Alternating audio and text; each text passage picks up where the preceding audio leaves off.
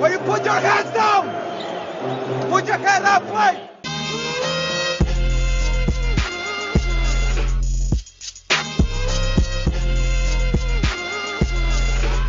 Lep pozdrav vsem, moje ime je Matej Petek, čez par trenutkov pa se mi pridruži še Blaž Bertalanič, s katerim sva za vas skupaj analizirala drugo tekmo finala med Golden State Warriors in Toronto Raptorsi. Preden pa začneva, bi vas pa samo na hitro pozval, tako kot vedno, če lahko tale posnetek všečkate na našem Sportinfo.si YouTube kanalu, če lahko isto storite tudi na naših SoundCloud ali iTunes platformah in seveda, če se lahko na naš Sportinfo.si YouTube kanal naročite, kliknete tisto ikonco naroči se in zraven še zvonček za obvestilo o novih podcastih, posnetkih, novih vsebinah na našem kanalu. To je tisto ključno, seveda, če se lahko naročite tudi na naše SoundCloud in iTunes platforme, tam pustite kakšen všeček ali komentar ali oceno, bomo seveda tudi hvaležni. Zdaj pa, da ne bom zgubljal časa z temi tehnikalijami, vidim, da je Blaž že na drugi strani pripravljen, tako da kar veselo na delo z analizo druge tekme finala Golden State Warriors Toronto Raptors. Blaž, pozdravljen, živo, lep pozdrav na tvoj konc Ljubljane, za razliko od drugih sogovornikov, tebi pošiljam pozdrave v isto mesto, kako si? Dobro, hvala. Jutranje sicer, ampak tale kava je zelo pribila, tako da mislim, da sem kar pripravljen na tale podcast. Sonček je, vreme je lepo, mene je včeraj že pošteno užgal, tako da čim prej bo v konc, te prej bomo lahko šli ven, užiti ta sonček, začeti z današnjim dnevom, ki bo zagotovo predvsej bolj lep. Blaž, pa najbolje, da začneva kar statistiko. Zdaj, prejšnji podcast smo začeli z Drakeom. Tega ne bo, čeprav prvo stvar, ki sem jo videl na naslovni strani ESPN-a, ko sem po tekmi gor kliknil, je bilo to, da so si Draymond Green, Durant in Drake spet izmenjali nekaj besed po tekmi. Ne vem, a je bil to... God's plan. Kar se tiče Drakea, poraz namreč na drugi tekmi. Ta druga tekma je ponavadi, Blaž, ključna. Ja, tako kot si dejal, druge tekme so ponavadi ključne v seriji. Prva tekma je ponavadi tisto, ko ne vemo točno, kako dobro pridajo pripravljene ekipe, malo je premora od tistih konferenčnih final, tako da nikoli ne veš, kako se bo tekma odvila v eno ali drugo smer, ampak te druge tekme, ko pa že imajo čas, da se nekoliko adaptirajo na nasprotnika, pa pokažejo potem nekoliko bolj konkretno sliko. Na vse zadnje, če bi Toronto danes zmagal, recimo tudi z neko večjo razliko, 2-0, in bi to bila povsem druga serija, tako pa je Golden State izenačil in predvsem način, na katerega je Golden State izenačil, je nekaj, kar bi lahko morda nekoliko skrbelo ljudi v Torontu. Ja, namreč konkretno seveda niso izkoristili tega, da na koncu tekme se je poškodoval še Klay Thompson, ki skoraj da celotno zadnjo četrtino ni igral, ampak bova o poškodbah in vsem tem malce kasneje še. Greva najprej samo konkretno na analizo tekme. Tako kot sem rekel, že zadnjič ponavadi pravijo, da je statistika kot bikini in da tiste najbolj pomembne stvari skrije, ampak deva zopet začeti statistiko in pogledati, kaj bo razkrila, potem pa povedati, če kaj več o tistem, česar morda ni razkrila. Na koncu Golden State slavil zmago 109-104, v zadnji četrtini Toronto ni niti enkrat vodil. Tisto ključno razliko je Golden State naredil na začetku tretje četrtine. Tam so naredili tisti glavni niz, povedli z dvoštevilčno razliko po zaostanku v prvem polčasu. Že zaključek prvega polčasa so malce bolje odigrali, nato pa praktično 16-17 točk brez odgovora Toronta. 18 točk. Dobro, da smo popravili, vidiš, jaz sem na pamet govoril, ampak 18 točk, tako je. Pa pojmo zdaj na konkretne številke. Zmaga torej 109-104, na koncu Toronto boljši v mnogih pomembnih statističnih kategorijah. Imeli so več skokov, imeli so več ukradenih žog, tudi več skokov v napadu. Skok so res močno dobili, namreč kar 23 točk so dosegli po ujetem skoku v napadu. napadalni skok so dobili s 15-6, torej z razlogom tudi dosegli toliko več točk kot njihovi nasprotniki po ujetem skoku v napadu. Tudi izpod samega obroča, iz neposredne bližine obroča, iz rakete so dosegli več točk kot nasprotniki, 44-36 in več točk so dosegli v protinapadih, 18-13. Protinapadi so vedno na takih tekmah, kot je seveda finale, kjer se igra tako trda obramba, so točke v protinapadih, lahke točke, res zlata vredne in to, da Toronto tega ni mogel izkoristiti, je še ena stvar, ki jih morda lahko za naprej skrbi. Namreč preprosto niso zadeli dovolj metov. Na cedilu jih je pustil met 37,2% met iz igre, 28,9% met za 3 točke, še posebej v zadnji četrtini kopica zgrešenih metov za 3, ne samo pokritih, tudi nepokritih. Golden State je igral boljšo obrambo, so tudi v tranziciji, kljub temu, da so zopet dobili več točk iz protinapadov, igrali bolje. Ampak ni bila njihova obramba ključna za to zmago. Na koncu je bila ključna stvar pravzaprav povsem preprosta. Zadeli so več metov, zadeli so tiste odprte mete, ki jih na drugi strani Toronto ni zadel. In pa še eno stvar bi izpostavil, kar 34 podaj Golden Statea napram samo 17 podajam Toronta. Golden State je recimo pred začetkom zadnje četrtine, po prvih 3 četrtinah, zadev 22 metov iz igre po 22 podajah. Torej, odlično kroženje žoge, prihajali so do metov in te mete potem tudi zadevali. Na drugi strani pa Toronto, malce več izolacije. Kaj praviš, Blaž? Tako je, povsem se strinjam s tvojo analizo in ravno to je tisto, na kar sem prej ciljal, ta statistični del. Dejansko, ko pogledaš tako statistiko, v katerih prvinah vse so bili boljši košarkarji enega moštva od drugega, si ponavadi rečeš, te so gotovo zmagali, ampak tukaj je ravno ta met na koncu odločal, kljub dominanci v narekovajih v vseh ostalih statističnih kategorijah, enostavno niso mogli zadati tega, bom rekel, zaključnega udarca Golden Stateu, da bi lahko dobili to drugo tekmo. Je pa tudi to res, da sem opazil veliko več izolacije pri Torontu, kot pa je bilo to na prejšnji tekmi. Tudi statistika potem to potrdi, kot tudi eye test. In vse to je potem, kot si že tudi ti dejal, potrebovalo končnemu porazu. Ne vem, Toronto dejansko, bomo rekli, danes nekoliko pregorel v želji, da bi dobili še drugo tekmo, vsaj jaz imam tak občutek, tudi recimo Siakam ni bil na nivoju, kot je bil recimo prvo tekmo, čeprav pustimo, da tista prva tekma, tistih njegovih 30 plus točk je bolj anomalija, ampak tudi ta slaba tekma, kot jo je imel danes, zanj ni ravno značilna. Mislim pa, da vseeno Toronto skozi celotno serijo ne more tako zelo slabo metati trojke, kot je to počel na današnji tekmi. Preprosto sem prepričan, da bodo bolje metali in ta serija mislim, da bo še vedno zanimiva kljub tej drugi tekmi, kjer v bistvu na koncu je tako izpadlo, kot da je Golden State nekako pač brez Thompsona v zadnji četrtini, z nekim povprečnim Curryjem v zadnji četrtini, pa tudi s poškodbo Looneyja in tako naprej. Dejansko kljub vsem oteževalnim okoliščinam, ki so se jim zgodile skozi to tekmo, so vseeno na koncu končali na vrhu. Je to sicer ena odlika Golden Statea, kot ekipe, kar pa seveda ti ekipa s tako zvezdniško zasedbo tudi omogoča. To je tisti del, ki vseeno Toronto lahko malo skrbi. Ja, kot si že sam povedal, Blaž, tista druga tekma je ponavadi ključna v seriji, oziroma pove precej več. Po prvi tekmi, sam si dejal, ne samo recimo, da je Toronto imel krajšo pauzo, na drugi strani je imel Golden State precej daljšo pauzo, ker so seveda opravili z Trail Blazersi hitro po 4 tekmah, potem imeli skoraj 10 dni počitka, prišli recimo malce bolj zarjaveli, kar se tiče nastavitve rok, zadevanja odprtih metov. Ne samo, da lahko recimo kratka pauza, če nimaš veliko počitka, vpliva na prvo tekmo serije, tudi če imaš predolg počitek, lahko to vpliva. Tudi seveda euforija pri domačih je na vrhuncu, emocionalni naboj, ogromno dejavnikov je, ki lahko malce skazijo oziroma ne pokažejo tistega pravega rezultata.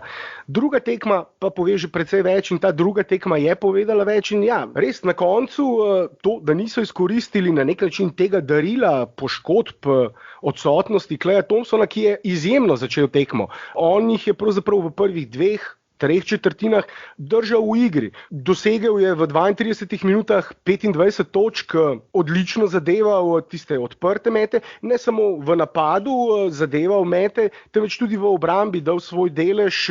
Dobro je pokrival Leonarda, tudi Siakama na trenutke dobro prevzel. Nasploh je Golden State bolje igral v obrambi na tej drugi tekmi, ampak tisto, kar je bilo ključno v osnovi, kot pravijo bottom line, če potegnemo črto pod vse, Golden State je zadev tiste odprte mete, ki jih Toronto na tej drugi tekmi ni, in to verjetno tudi te šampionske izkušnje prinesejo mirnost, predvsem pa roleplayerji, torej tisti preostali igralci Golden Statea so na tej tekmi igrali neprimerno bolje kot seveda spremljevalna ekipa Kawhija Leonarda.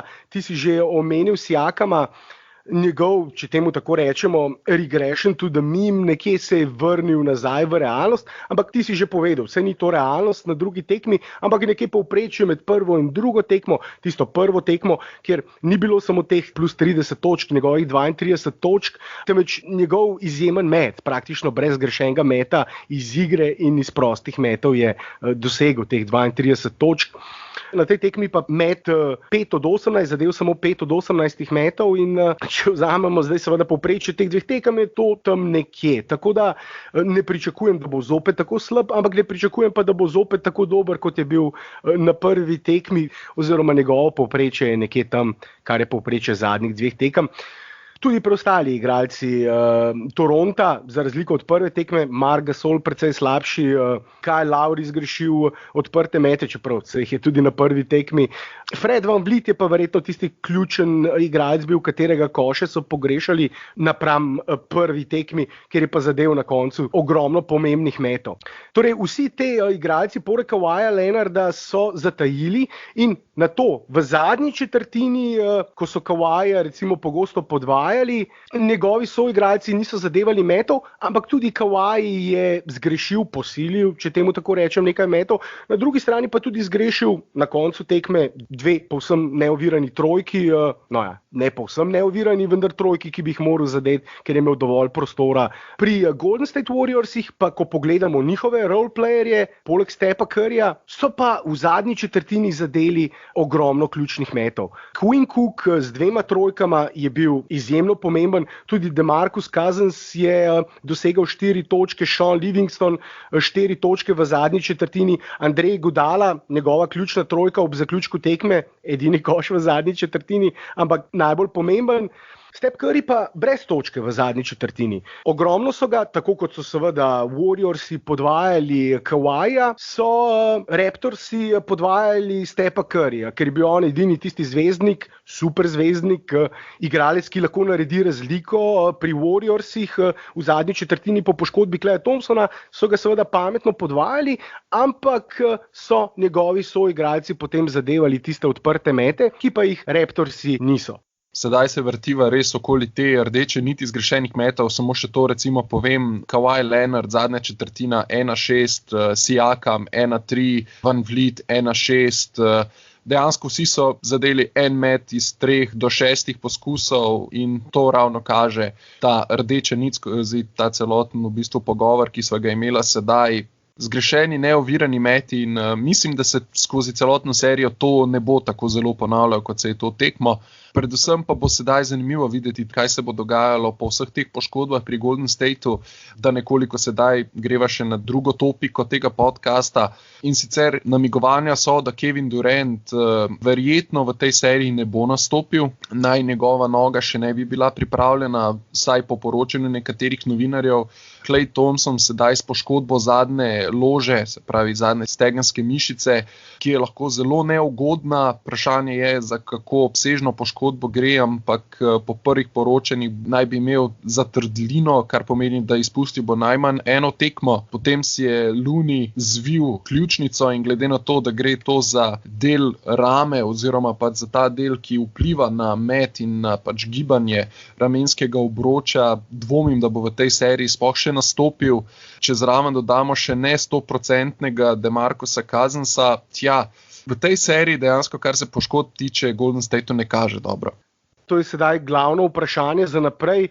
Če pogledamo za nazaj, recimo prejšnja prvenstva, prejšnje prstane, prejšnje sezone, v katerih so Golden State Warriorsi osvajali prstane, praktično vsako sezono so imeli v končnici srečo s poškodbami, na drugi strani so pa njihovi nasprotniki skorajda po pravilu od prvega prstana naprej imeli težave s poškodbami ključnih igralcev. Pri prvem prstanu so Cleveland Cavaliersi v finalni seriji ostali brez Kyrija, že predtem so pa bili brez Kevina Lova. Torej, brez drugega in tretjega najboljšega igralca. In tako naprej lahko pravzaprav za vsako serijo lansko sezono vemo. Je bil že čudež, da je LeBron pripeljal tako slabo ekipo v finale. Ampak že predtem poškodba Chrisa Paula, ko so Rocketsi imeli odlično možnost, da bi pravzaprav sesuli s prestola prvake. Tako da letos se jim pa zgleda vse to malce vrača, te težave s poškodbami, od Duranta, predtem DeMarcusa Cousinsa, že med rednim delom sezone so imeli težave s poškodbami in to se nadaljuje tudi v končnici. Sedaj Klay Thompson, Looney je že, kot si dejal, out ven za celo serijo. In Looney je bil, kar se tiče obrambe na centrskem položaju, celo njihov ključni igralec. Recimo danes DeMarcus Cousins je v napadu dobro odigral, tudi na koncu je nekaj ključnih skokov, dobro glede na to, kako dolgo je bil odsoten, zagotovo bolje od pričakovan. Tudi igral precej časa, več kot bi morda pričakovali, na koncu skoraj 28 minut, 11 točk, 10 skokov, 6 podaj, blizu trojnemu dvojčku, ampak obramba je pa še vedno pri njemu problem. Obramba pick and rolla je bila slaba, tudi recimo Bogut, ki je potem iz klopi ga nadomestil za nekaj časa, preprosto sta prepočasna za obrambo pick and rolla, ampak Toronto tega ni mogel izkoristiti. Ampak verjetno se to ne bo več ponovil, zaradi tega bojo nujno nazaj seveda rabili Klaya Thompsona, Duranta. Jaz sem napovedal zmago Warriorsov, ampak to pod pogojem seveda, da imajo vsaj zdravega Curryja in zdravega Thompsona. Če sva z Markom v zadnjem podcastu govorila o tem, da lahko Kawhi, s tem, da Toronto popelje do naslova prvaka, odigra eno izmed najboljših play-off serij vseh časov in morda s tem tudi potrdi to, da je najboljši igralec v tem trenutku, če slučajno Curry, brez Klaya Thompsona, brez Duranta, z ekipo, kakršno jo ima. Če s tako ekipo to naredi, sej vemo, da gre za izjemnega igralca, dvakratni MVP, kaj ni še povemo. Ampak vedno so mu učitelji tega, da nikoli ni bil MVP v finalu. Če bi mu letos kaj takega uspelo, ne vem, bi morali morda začeti z debatami, ko govorimo o najboljših igralcih lige, seveda. Durant, Kawhi, to sta prvi dve imeni, potem nekateri še omenjajo LeBrona, vsaj lansko sezono še najboljši igralec po lanskem play-offu, ampak Step, da nekaj takega naredi, bi bilo pa Blaž res nekaj fantastičnega. Se strinjam s tabo in še eno stvar, ki sem jaz prej pozabil, pomeni, da tudi Curry recimo je bolan, ni 100%, ga daje neka viroza ali nekaj takega. Ja, ampak vsi imajo težave, ko si v finalu, ko igraš finalno serijo, po 100 odigranih tekmah že v sezoni, je jasno, da imajo vsi manjše, večje težave. Če igraš, potem igraš, veš, saj so vsi banged up.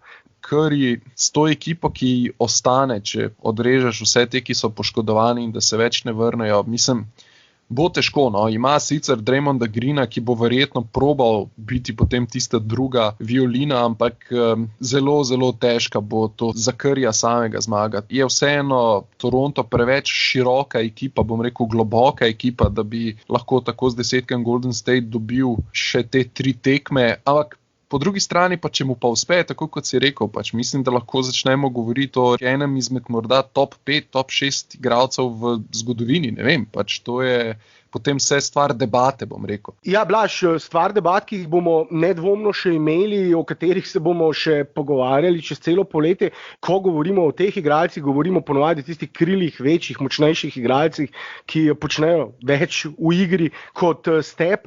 Jaz se bom ponovil, pa morda lahko na tej točki potem počasi zaključiva, kar pogosto rečem. Step je najbolj pomemben igralec Warriorsov, Kevin Durant je pa najboljši igralec Warriorsov. In to, da si najbolj pomemben igralec ene izmed najboljših ekip vseh časov, seveda pove ogromno. Še več bomo pa lahko povedali mi, potem ko bomo vedeli, kdo bo igral na tretji tekmi v Oaklandu. Ko Warriorsi igrajo doma, to je tisto ključno vprašanje, zdaj to je tista glavna neznanka. Serija bo še zanimiva, serija še ni končana, s temi poškodbami je seveda vse odprto, povsem odprto, kljub temu, da je seveda zmaga Warriorsov na tej drugi tekmi izjemno pomembna, nekaj izjemnega, še posebej ob vseh teh poškodbah. Je nekaj, kar imajo oni zdaj v žepu, naredili so break, če uporabim ta teniški izraz, in ta break so naredili pravzaprav z eno roko prevezano na hrbtu, če še naprej nadaljujem to teniško metaforo. In če ob taki situaciji seveda tvoj nasprotnik ne izkoristi tega, je to en velik bonus zate, ampak ta bonus, če ne bodo ostali igralci Warriorsov zdravi, ne bo pomenil nič, Blaž. Točno tako, Matej, in nažalost se meni sedaj mudi že nekoliko na faks, tako da mislim, da so bila dovolj izčrpna, dovolj povedala o celotni situaciji, ki jo je pokazala ta druga tekma, in mislim, da lahko na tej točki tudi zaključiva, razen če bi ti še kaj povedal. Ne, mislim, da so povedala dovolj, vi pa nam seveda za vse aktualne informacije, za vse informacije iz NBA lige še naprej sledite na NBA Slovenija Facebooku, na Sportinfo.si Twitterju, na Sportinfo.si YouTube kanalu in tudi Soundcloudu in iTunesih. Všečki in naročine na vseh teh platformah so seveda zaželeni, s tem nam pomagate, da lahko bolj pogosto izdamo te podcaste in smo vam za to seveda hvaležni. Blaž, jaz sem pa tebi hvaležen, da si lahko zdaj zjutraj že vzel čas, vem, da imaš še dolg dan pred sabo, izpiti se približujejo, tako da hvala, da si seveda lahko vzel čas in se slišiva ob priliki, zagotovo v tej seriji, o kakšni analizi še in spregovoriva več o teh topikah, pa seveda pripravljamo